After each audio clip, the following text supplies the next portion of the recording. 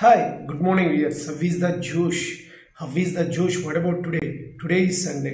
ఈ రోజు ఎన్నో రోజులు 6 రోజుల కష్టం తర్వాత ఒక సండే వచ్చింది.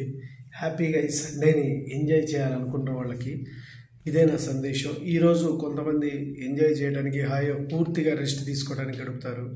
కొంతమంది ఏంటంటే హ్యాపీగా తన పనులు పెండింగ్ పనులు ఈ 6 రోజులు చేయలేని పనుల కోసం కొంతమంది స్పెండ్ చేస్తారు. కొంతమంది ఏదైతే లక్ష్యాలు ఉన్నాయో ఆ లక్ష్యాలన్నీ 6 డేస్ ఏమో కనుక మనం బతకటానికి ఈ ఒక్కరోజు మనం సాధించే లక్ష్యం గురించి పోరాడతారు. సో అలా కొంతమంది ఉంటారు.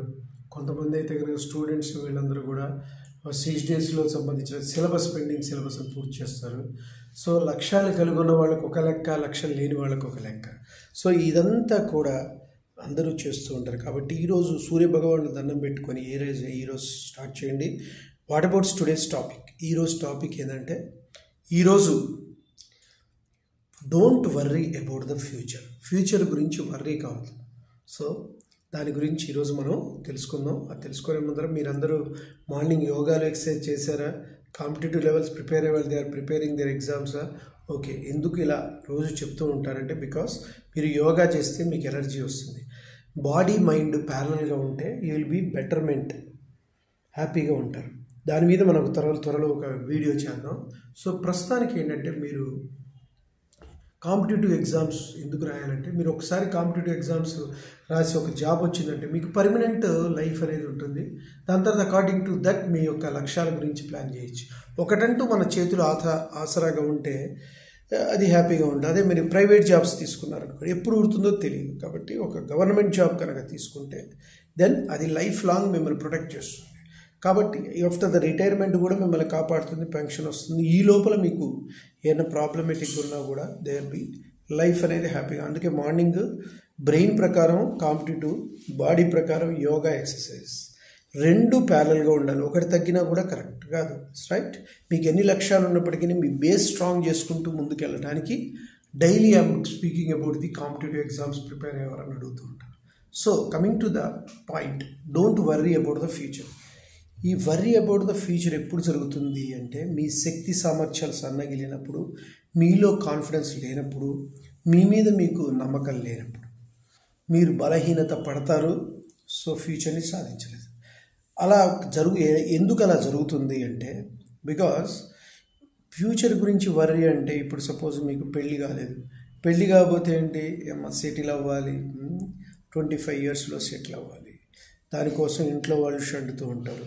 నీకు మంచి పెళ్ళం రావాలి, మంచి ఇల్లు తీసుకోవాలి, మంచి ఉద్యోగం రావాలి. దానికంటే ముందర మంచి ఉద్యోగం రావాలంటే మంచిగా మనము హై రేంజ్లో స్కిల్ అయినా క్వాలిఫికేషన్ అయినా తెచ్చుకోవాలి.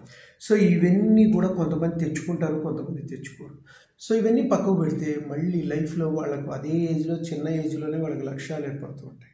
ఈ లక్ష్యాలను కూడా సాధించుకోవాలి. ఇలా కన్ఫ్యూజన్లో లైఫ్ జీవన విధానం స్టార్ట్ అవుతుంది. అలా స్టార్ట్ అయ్యి ఒక రేంజ్కి వచ్చేటప్పటికే 30 years అయిపోతుంది. ఇంకా అక్కడి నుంచి మన యొక్క మ్యారేజ్ గురించి ట్రయల్ చేసేటప్పటికి ఇంకా అది ఒక పోస్ట్పోన్ అవుతూ ఉంటుంది. ఎందుకంటే నువ్వు పెద్దవాడు అయ్యే కొద్దీ 30లో అయ్యేటప్పటికి ఇంకా డిమాండ్ తగ్గుతూ ఉంటుంది. సో అన్న అమ్మాయిల కోరికలు ఎక్కడో ఉంటాయి, మీరు ఆ కోరికను రీచ్ కాలేక అలా టైం పాస్ అవుతూ ఉంటుంది. సో దట్ ఏదైనా కూడా పెళ్ళి కాలేదన్న దిగులు, తర్వాత జాబ్ వస్తుందో లేదన్న దిగులు, నేను సక్సెస్ అవుతానో లేదో దిగులు, ఇది యంగ్ ఏజ్లో ఉంటుంది. కొంతవరకు రీచ్ అయిన తర్వాత ఉన్న జాబ్ నిలబడుతుందో లేదా, తర్వాత ఒకవేళ జాబ్ లేకపోతే నా పరిస్థితి ఏంటి. సో ఇలా ప్రతి దానికి ఒక బిజినెస్ పెట్టుకుందామా, బిజినెస్ పెట్టుకుందా అంటే పెట్టుబడి ఉంటుంది. పెట్టుబడి కోసం ప్రయత్నం చేసి ఒకవేళ పెట్టితే అందులో అప్పుల్లో పడతామని భయం. ప్రతి దానికి మనిషి భయపడుతూ ఉంటాడు. సరే ఇవన్నీ బాగుండి జాబ్ చేస్తూ ఉద్యోగం చేస్తూ స్థిరపడుతున్నాడు అనుకుందాం. ఫ్యూచర్లో ఒకవేళ అన్వాంటరీ ఖర్చులు వస్తేంది, మన పిల్లలకి రోగం వచ్చి హాస్పిటల్లో పడితే ఎట్లా, సో భార్య ఒంట్లో బాగోతే ఇవన్నీ నేను భరించగలనా, కూతురు పెళ్లి చేయగలనా, కొడుకు పెళ్లి చేయగలనా, ఇలాంటి సతమతం ఫ్యూచర్లో ఏర్పడుతుంది. ఫ్యూచర్లో నేను అనుకున్న లక్ష్యాన్ని సాధించగలనా, నేను ఈ యొక్క ప్రొఫెషన్కి సూటబుల్ అన్నమాట, ఇలా పలు రకాలైనటువంటి ఆలోచనలు మీకు ఎదుగుతుంది. నేను ఇంతే లెవెల్ లక్ష్యాలు సంపాదించాలంటే నా వల్ల కాదా, నాకు అంత శక్తి సామర్థ్యాలు ఉన్నాయా లేదా, ఇలా ప్రతి ఒక్కళ్ళు ఫ్యూచర్ గురించి వర్రీ అవుతూ ఉంటారు. దానికి సంబంధించింది ఫ్యూచర్ అనేది ఓకే గుడ్, దానికి అకార్డింగ్ టు మనం చేయాల్సింది ఏంటంటే ఇప్పటివరకు పాస్ట్లో జరిగినటువంటి అంశాలని మనం మళ్ళీ రిపీట్ చేయకుండా వాట్ ఎవర్ ద ప్రజెంట్ గురించి ఆలోచించాలి. ప్రజెంట్ మీద వర్క్ మీద పెట్టేటప్పుడు మనసా వాచా కర్మణ త్రికరణ శుద్ధిగా పెట్టినప్పుడు మీకు రిజల్ట్ అనేది పాజిటివ్గానే ఉంటుంది. ప్రజెంట్ వర్క్సే మీకు ఫ్యూచర్ని డిసైడ్ చేస్తాయి. ప్రజెంట్ వర్క్ ప్రాపర్గా జరిగితే డెఫినెట్గా ఫ్యూచర్ ఉంటుంది. నేను ఒక విషయం చెప్పాను, సాధ్యమనందు చూపవలసిన శ్రద్ధ సాధించు సాధనమనందు చూపాలి. మనం ఒక మెగాస్టార్ చిరంజీవి అవ్వాలని, పవర్ స్టార్ పవన్ కళ్యాణ్ అవ్వాలని, ఒక పెద్ద మోదీ గారు అవ్వాలని, ప్రైమ్ మినిస్టర్ అవ్వాలని, ధీరుభాయ్ అంబానీ కావాలని, సచిన్ టెండూల్కర్ కావాలని, విరాట్ కోహ్లీ కావాలని, ఇలా పలు రకాలుగా ప్రయత్నాలు చేస్తూ ఉంటాం. ఒక విశ్వనాథ్ ఆనంద్, తర్వాత అంత హ్యాపీగా సెటిల్ అయిన పర్సన్స్ని మనం తీసుకుంటాం. ఇలా ఇన్స్పిరేషన్గా ప్రతి ఒక్కరిని తీసుకుంటూ ఇలా ఉండాలి అని మనకు విజన్ ఉంటుంది.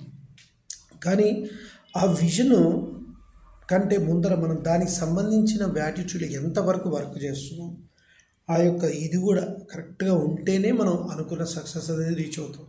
నీకు వెళ్ళాల్సిన పారామెట్రిక్ వర్క్ అనేది ప్రాపర్గా లేకపోతే యు ఆర్ నాట్ సక్సెస్. కాబట్టి what I'm going to explain is first సాధ్యం నందు అంటే వస్తే బాగుంటుంది.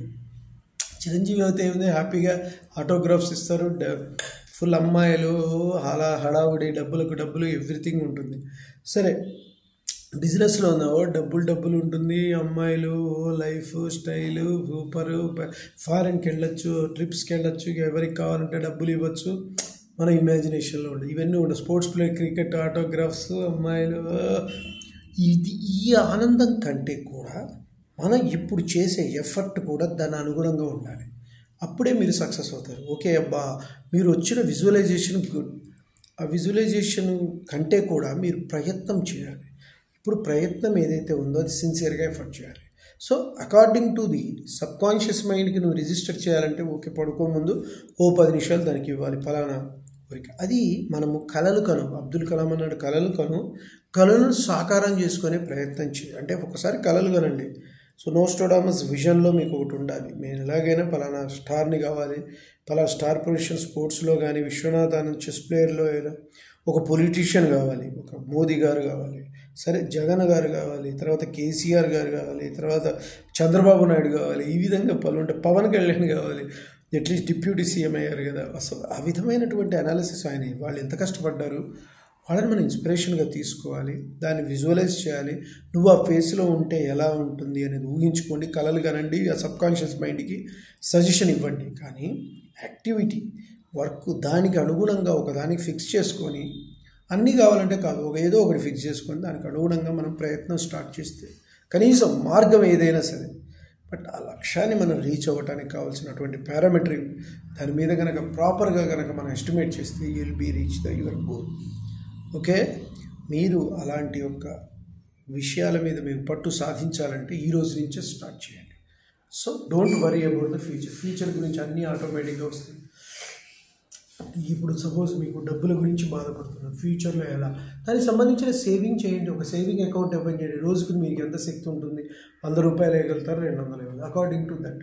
మీ ఫ్యామిలీ ఎక్స్పెండిచర్ అయినా, ఇన్సూరెన్స్ లేదు అని బాధపడితే ఇన్సూరెన్స్ తీసుకోండి, కట్టడానికి ప్రయత్నం చేయండి.